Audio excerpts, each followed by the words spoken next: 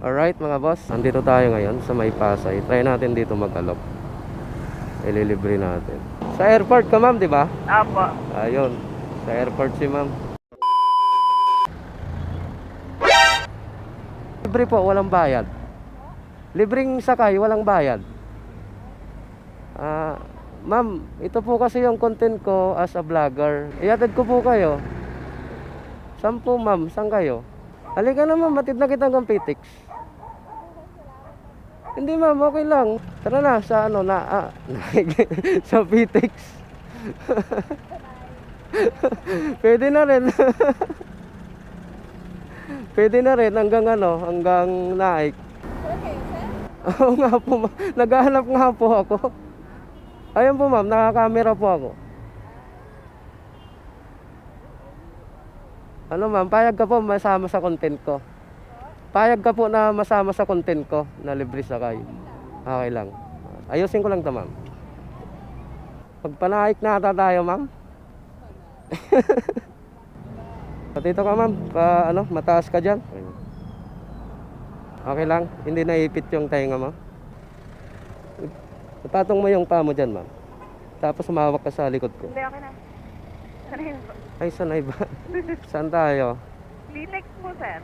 Hindi ba naik? Ano palang pangalan ma'am? Manilin po. Ganda ng mga manilin talaga, no? Nice. Ayos. Saan ka uwi ma'am? Naik po. Ang layo naman ng trabaho mo ma'am. Ganito araw-araw? Opo.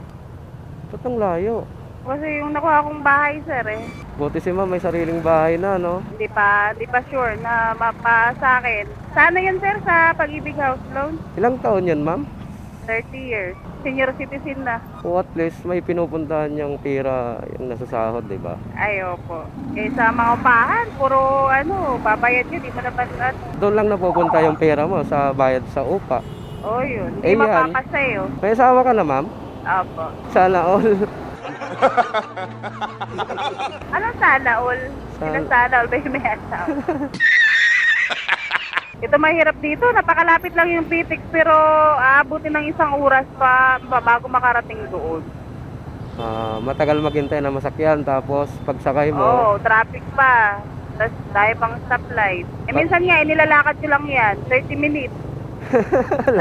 Layo kasi noon, Pitix, ang layo kaya yon. Mula dun sa tawag dito, mula dun sa Pascor, kasi 8, alas 8 na hindi pa ako nakasakay, yun, nilakad ko na lang doon. 30 minutes lang. Grabe pala sakripisyo ni ma'am. No?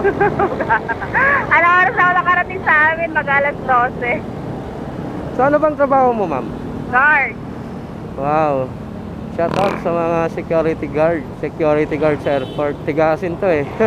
Matinik to. Hindi ka na magiging guard sa sa airport kung hindi ka matinik eh. Matinig talaga. Matagal ka na dyan ma'am?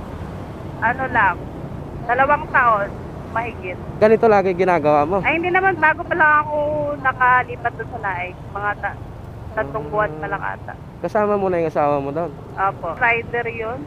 Angkas. Minsan lalamove. Meron siyang lalamove din eh. Oo. Pero sa ngayon, lang yan, part-time lang kasi siya yung nag-asikaso ng mga bata doon. Parang kukuha lang ng pangkain. Oh, yan, pangkain lang. So ilang taon na pala si ma'am? 30 years na. 30? Opo. Ilang taon ka noon nag-asawa ma'am? 22 ata. Nakailang anak na kayo? Marami. 2. 8 years old na yung panganay ko. Masarap ba may asawa ma'am? Wala ka bang asawa, kuya? Ay, sir. Kuya tuloy. Sana all, sabi ko nga kanina eh. Ay, wala ka pang asawa? So, magkano yung mo doon ma'am? Pamasahe mo? Sa bus? Sa bus mula Pitix hanggang 80. Naik. 80. Wow.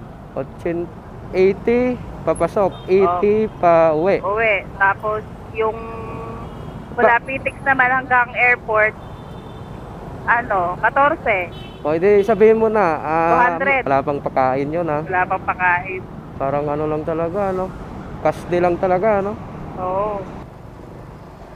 Ay, salamat. Dito na ako. Sa Naik na sana eh, no? Dito ka ba? Opo, dyan. Sobrang dami ng sasakyan dito sa Pitik. Dito na lang.